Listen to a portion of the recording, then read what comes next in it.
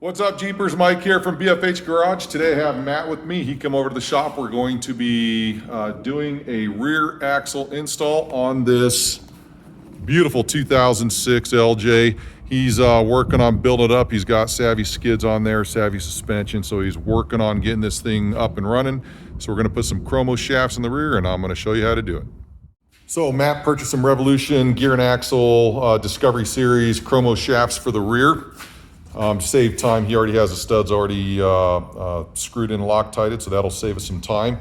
But anybody who breaks a rear axle shaft or you need to change out a seal, you have a leaky seal or your bearings are shot, you need to change stuff out, I'm going to show you how to do that today. It's a really easy process. The big deal is you need a press to do it. So if you don't have a press, it makes it much more difficult. But if you have a press or have access to a press, you can rent a press, then this is going to be simple, and I'm going to show you how to do it. So before I get started on Matt's axles here, I'm going to go over the anatomy of these axle shafts and how everything works together so you guys understand how these go together. So when you look at an axle shaft here, and this is not out of his Jeep, it's just a spare that I have laying around the station, everything that you see here is all right here. And so the way this works, starting from the outside, working our way in, you have a retaining plate. This is what holds the axle shaft into the axle tube. And there's four studs that come out, and you tighten down nuts, and that's what keeps it pressed into the axle. And those are torqued at 45 foot-pounds. So your retaining plate goes on first. After that, you want to push on the seal. So if you have a leaky seal, this is why you can't just replace the seal, because you have a bearing here. Well, the race can come right off. That's not a big deal, but you have your roller bearing here, and then you have a bearing retainer here. And these just don't slide off. So you can't just simply replace the seal because everything's pressed on and held into place. Even though the seal moves freely right there, the bearing's pressed on, and then the bearing retainer is pressed on, and that's what holds everything into place. So when you go to replace a seal, it requires a new bearing retainer, a new bearing with race, and a new seal. You can reuse your backing plate as long as it's not bent. Now, in Matt's case here, he has disc brakes, so the axle shaft I'm showing you now is set up for drum brakes. You see how it's flat the whole way here. Disc brakes require to have this little 1/8" lip or 3/16, whatever size lip it is, but it's required to have that lip there to make up the difference between the drum and the disc. So when we go to put his shafts together, we'll be using these retainers here. So in order to change out a bearing and seal and all that stuff, the only way you're going to get this done is to cut everything off. So the race you can just pull right off out of the way. Then you got to come into your axle retainer here. And some people will either drill a hole right there, or they'll take what I do is I just use a Dremel with a grinding disc on it. And I grind through to just before I get to the shaft. You don't want to go all the way to the shaft, because if you burr the shaft, then you could have some problems down the road with either a leakage or the bearing not staying seated correctly. So take your Dremel, you're going to put a slice in it this way until you get pretty close down to the shaft, and then you're going to take a chisel, put it inside the crack part of it there, or the grind out slot there, give it a good whack. It should break. If it doesn't, you need to grind out just a little bit more, but eventually you're going to be able to take that chisel, pop that, the bearing retainer separates just a little bit, and you should be able to slide it right off. If not, you could put a screwdriver in there and kind of give it a little bit of a twist, just enough to wiggle that thing off and pull it off. Now on the bearing itself, the removal there, once this is out of the way, it's the same thing with the Dremel tool. You got to come through the taper roller bearing cage first, so get the cage out of the way. All these little roller bearings fall out. Then you have just the cone left. In fact, I have an extra one over here. I might as well just show you. So same thing applies. You want to grind down as far as you can without actually grinding into the shaft. So when you look at the cone I have here, an old one, I don't even know if this came off an axle shaft or actually it's a JK pinion, but the taper roller bearing, it's all the same thing. So like I said, you're going to grind all the way down, but if you notice, On this one here, actually I did grind all the way through because I was getting rid of that pinion anyway, so I didn't care about that. But you don't want to grind all the way through is what I'm trying to say here. In fact, it's very difficult to grind the tapered cone part of it without getting to the axle shaft because of the taper.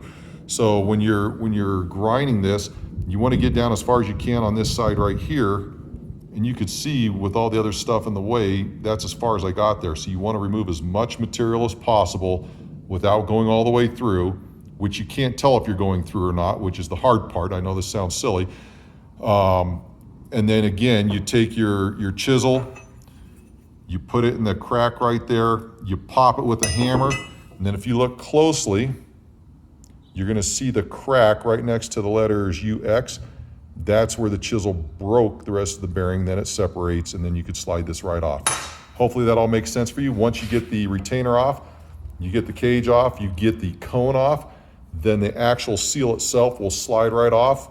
You could take your retaining plate off, get all this stuff all cleaned up because you don't wanna put stuff back on a dirty axle shaft like that. It's just easy to get all that stuff cleaned up.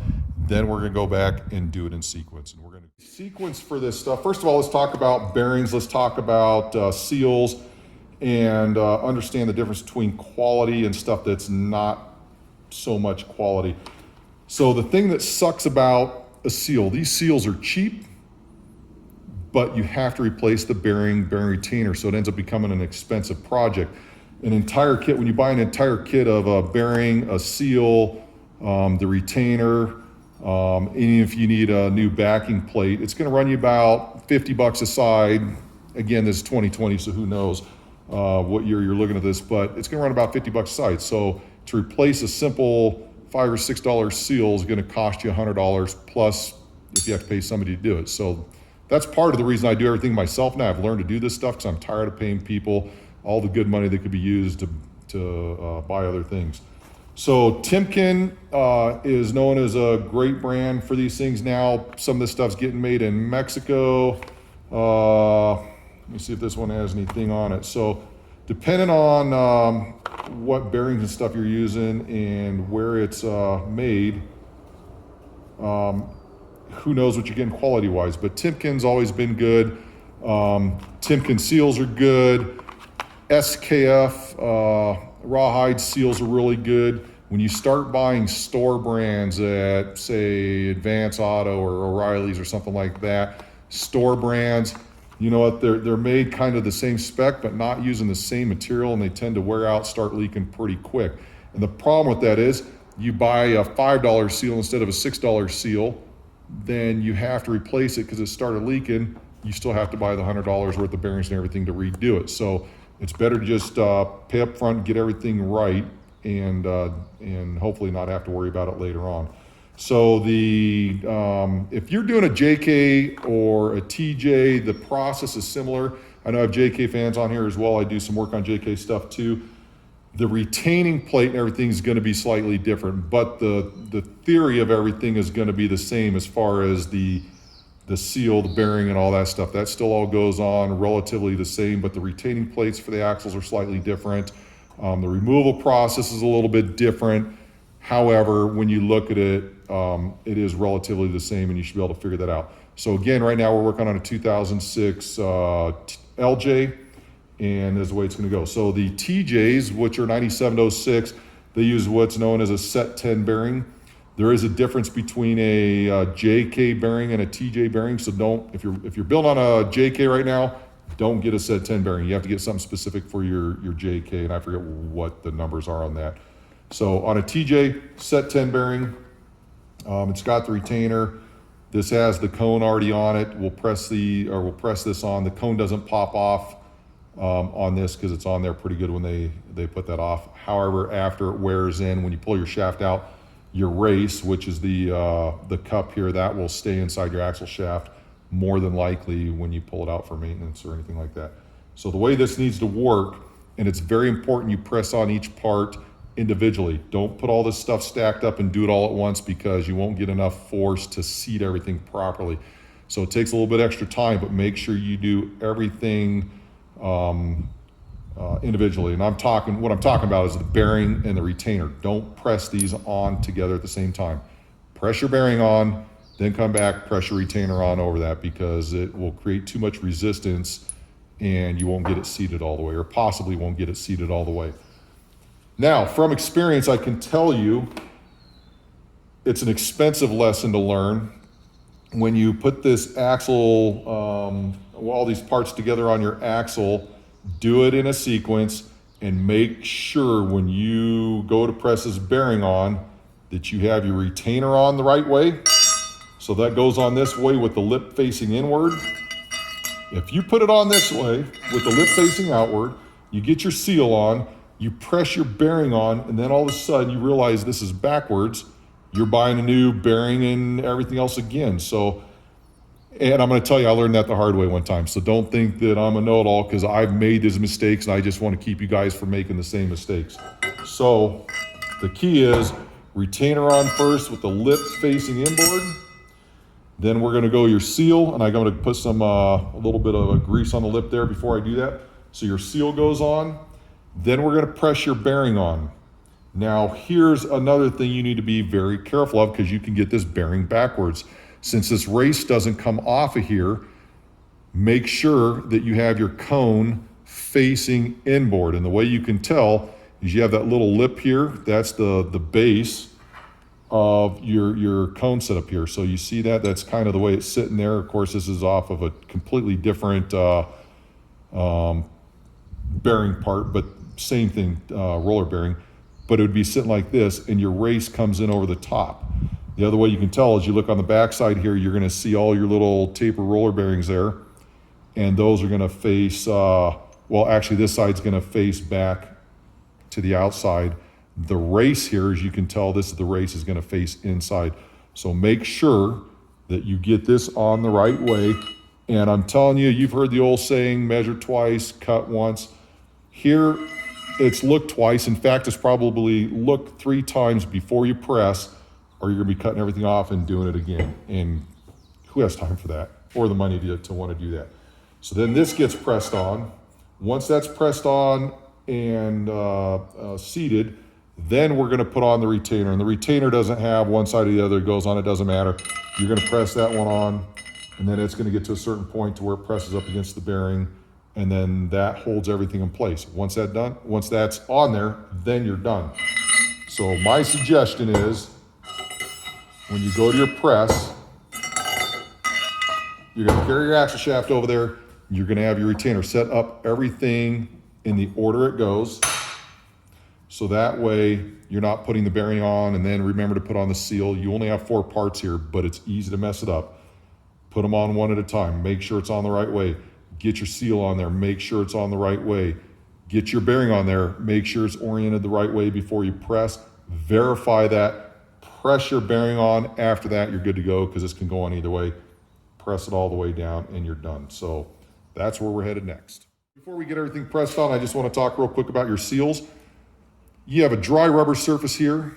You have a hard steel surface here. So when this thing goes on and it's turning, there's going to be some friction there, which could lead to a leak if it wears over time. So one of the things you do is you take a little bit of wheel bearing grease, pack it in there, and that way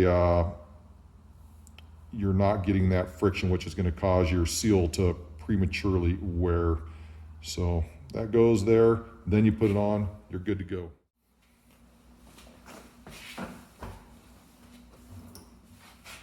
Okay, so required tool to do this is to have a press. Not everybody has a press, I get it.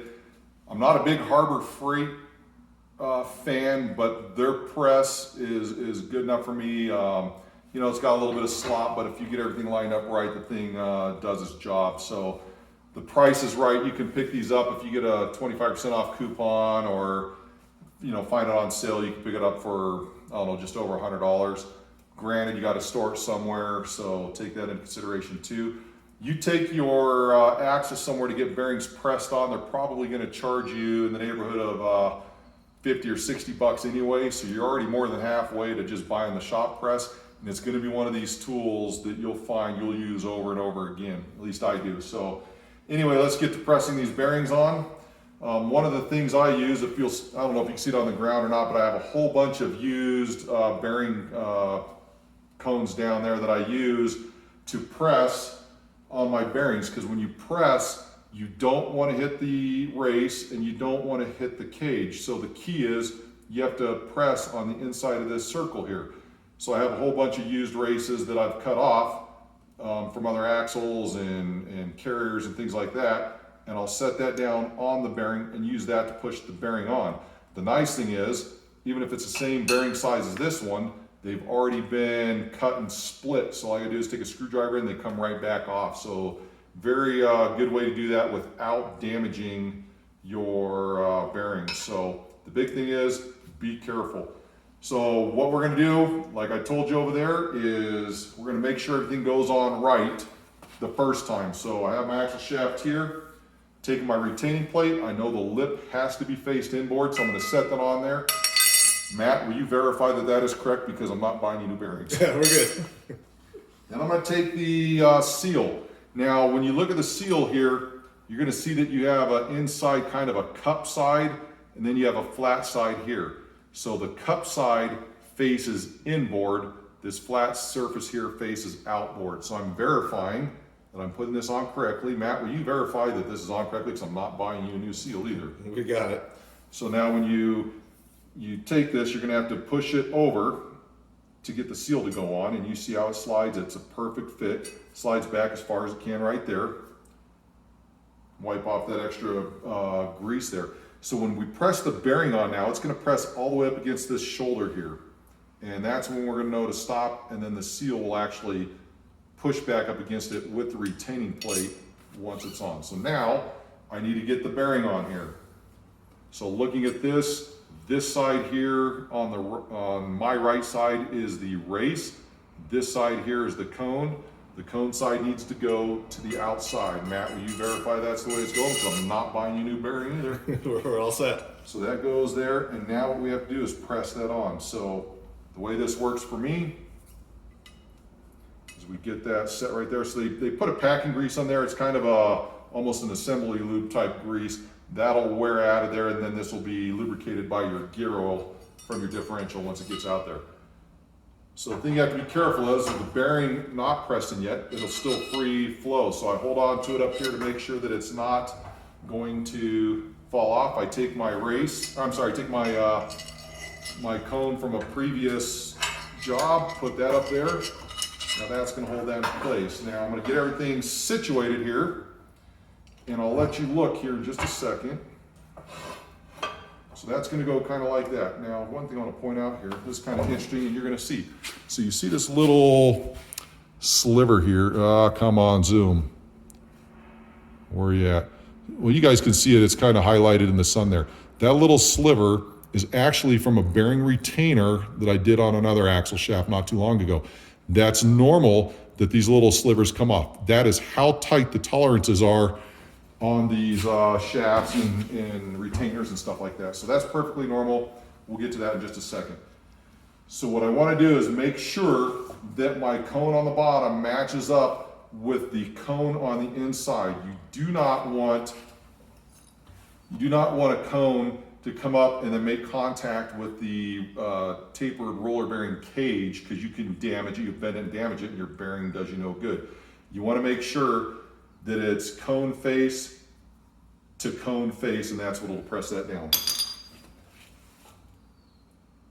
So as I'm looking directly into the sun, now I can't see anything, but I think we're there. So now I got to get everything lined up. The other thing I don't want to do is ruin his sticker. He already put a sticker on, or it came that way, so now I have to put something there to help press without ruining a sticker, because you know everybody loves their stickers. All right, so we got a scrap piece of metal here that I'm going to set right over the top, so all the pressing force will go into there. But before I do that, I'm going to make sure I get this thing down and close to center, because you want to be driving this straight down. You don't want to be off center if you can help it.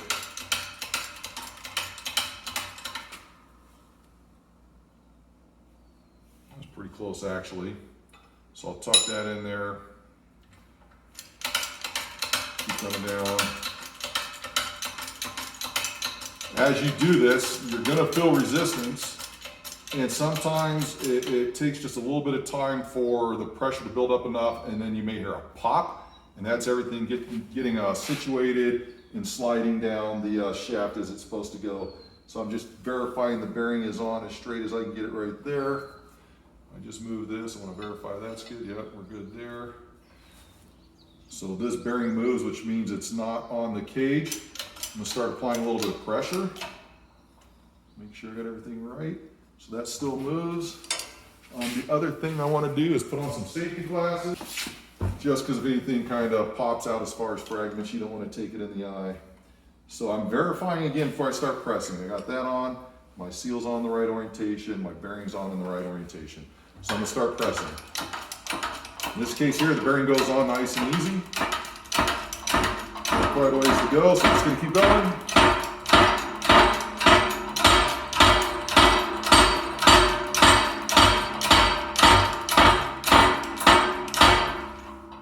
I'm going to give you a close-up look here. So as this thing is pressing in, oh come on son, you see the gap there starts to close.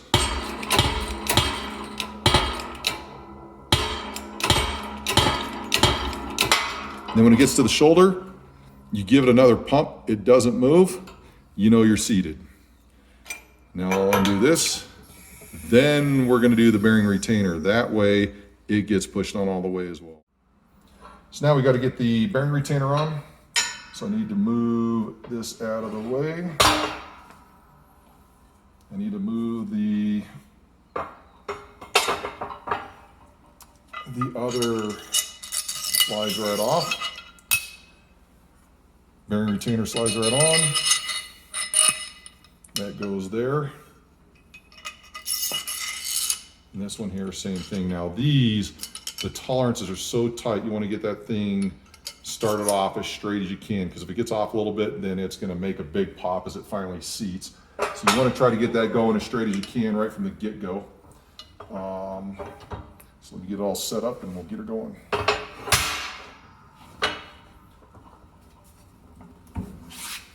So this one here, you can see I can move the axle shaft around like this, and if that retainer gets offset a little bit, creates a problem, or not a problem, it just creates a little bit of a bind. So I'm always double checking to make sure I get everything as straight as I possibly can before I start pressing, because I want it to just go straight. Did I say straight enough?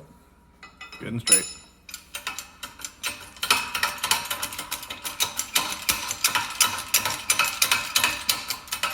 This will press on harder than the bearing does because it's got a tighter tolerance in the bearing, because it's actually a retainer. It's not fit the same way as bearing. It's slightly tighter. So this one, you'll see a little bit of a struggle as we're going.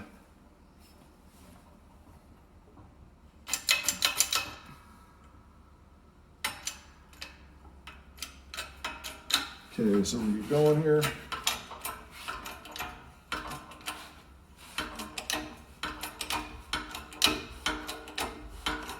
Considerably more resistance.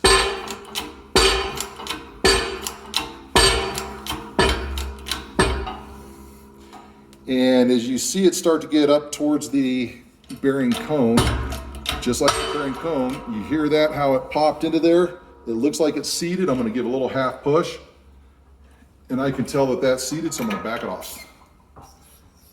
And that's all there is to it. All right, so in order to get the axle shafts out, got to remove a bunch of stuff. First thing we got to pop off are going to be your brake calipers, 1/2-inch bolt. Be careful when you tighten these back on. They're only 11 foot-pounds torque on that, so you don't want to strip stuff out. So just don't crank these back on when you put them back on, otherwise you're not going to like yourself. When you pull your axle shafts out, there's a good chance you're going to have gear oil drip out, so have a piece of cardboard or a bucket or something underneath to catch all that mess, unless you don't give a crap if your concrete is stained. I don't give a crap, but my wife does, so you got to do what you got to do.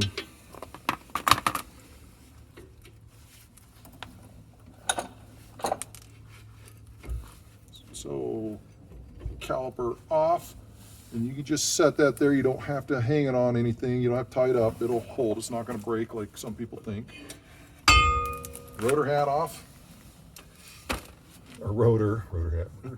And I would kind of move this out of the way in case you do get gear oil that leaks down. You don't want it to get all over your rotor and have to clean up all that mess. So I'm gonna move this over here so you get a little bit better view here. So what we have going on here now, to get the rest of the stuff off, you're gonna see this hole right here. And I don't know if you're gonna be able to see it or not. Let me turn it till you can get to the bolt or the nut. So if you look inside there, you're gonna see a nut. And there's 4 of those nuts and they have to all come out. And once you get those nuts out, then the axle shaft will slide out. Those are simple retaining nuts. People know me know that when you're using a one-time nut, you don't want to reuse it. That's why they call it a one-use nut, like a stover nut. In this case here, I pull my axle shafts in and out enough that I don't care that I'm reusing these because I'm always doing maintenance on it. So I would catch it if it ever came loose anyway. So I'm not too concerned about it. If it's something you're never going to touch again, you may want to get some new nuts for that. But to be honest with you, you can throw some Loctite on there and you're going to be fine. Now on a pinion nut on the inside of your differential, or on the outside of your differential where the yoke is, that's a different story. But for here, not as critical.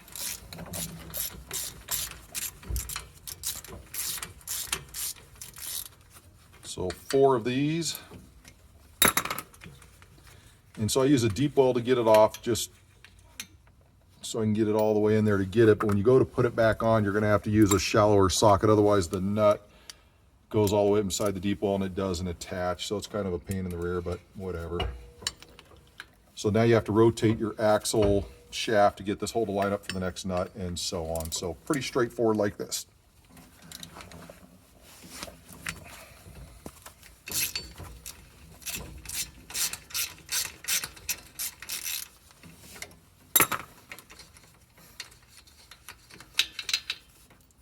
So on a JK, for you guys that are working on your JKs, your bolts actually go through to the backside. Your retaining nuts are on the backside of this, so it's a little bit different setup. But again, same principle applies. You got to get those nuts off of there. Then you have to get the backing plate. Well, actually on the JKs, you have to disconnect you got all sorts of sensors and garbage on there that makes it a pain in the butt. Once you get all that stuff disconnected, you pull the backing plate and the axle shaft out at the same time, unless you remove your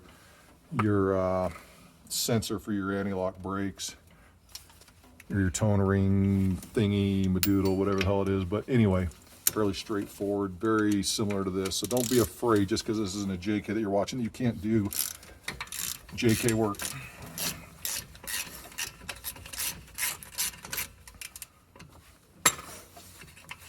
Before I forget, when you go to put these nuts back on, the torque spec for these is 45 foot-pounds. So when you put them back in, kind of get them all in there and snug, and then go around and get to your 45 foot-pounds. You don't want to torque one side 45, then get to the other. You want to make sure you get that plate secured to the back before you start tightening anything down. So once those are all off, theoretically, this should slide right out. This axle shaft now will slide straight out. As I'm pulling it out, I'm gonna wipe gear oil off of the shaft so it's not gonna be leaking anywhere. All the way there. Set that right there. Stock axle shaft is out. I wipe this up. Now, one of the problems people face is they're doing an axle change out like this, and they're like, my axle shaft won't go all the way in. It's sticking out about a half to 3/4 inch. I can't get it in the rest of the way. And the problem is, if you remember at the beginning of the video here, you have this tapered roller bearing here. There's a race that goes over it. Well, once this thing wears in, the race will stay inside the tube. So if you look closely here, you can see the race is still in there. So some people will put the shaft, their new shaft, right in with the old race still in there, and it just doesn't work that way. So you got to pull this thing out. Now this is a very tight fit in here. You got to kind of wiggle it to get it to come out, and once it comes out, you're all set. And I'll take and I'll wipe that one off as well. And then that's out of the way. So now your new shaft can just go right in. So one of the things I'll do prior to that, Make sure that race skids down over that. As I'll come in here and I'll wipe up all the gear oil that's leaking out right now. Get all this stuff out of there. Make sure that's on there good. And then that's it. The new shaft's ready to go in. Now Matt can keep these shafts here. I would recommend putting on some like saran wrap or something around the bearings so you don't have to clean them out later with all the dust and grime that gets built up in there. Especially in my shop, I'm grinding all the time. You get grinding dust in there, that's not going to be good for bearings or races or anything like that. So best thing to do is just kind of wrap it up with, you know, saran wrap or something like that to keep them from getting dirty.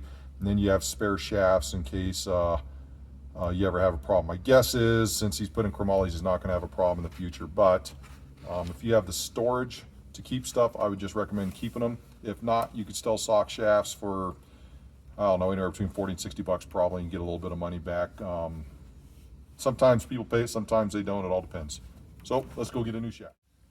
Okay, before you go to put your shafts in there, remember or understand that, at least on the TJ, I'm not certain on the JK, that the shafts are side specific. And if you think about the front differential in a TJ, your short shaft is on the driver's side, or the short side of the tube on your axle is on the driver's side. And if you think in the same terms, your short shaft goes on the driver's side in the rear.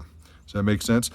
Now, another thing that people get caught up in that's a pain in the rear if they're not aware of it, when you look at this bolt pattern here, these on the lower side are wider than the ones on the top. So the top one's a little bit narrower.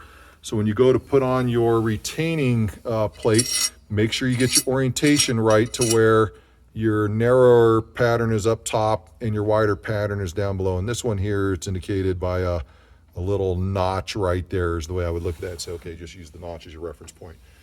So that shaft's gonna slide right in, and we'll get it going. Now I'm gonna change over from my 9/16 deep well to a 9/16 shallow to get those in there. Let me get my gloves on so I don't get gear all over myself.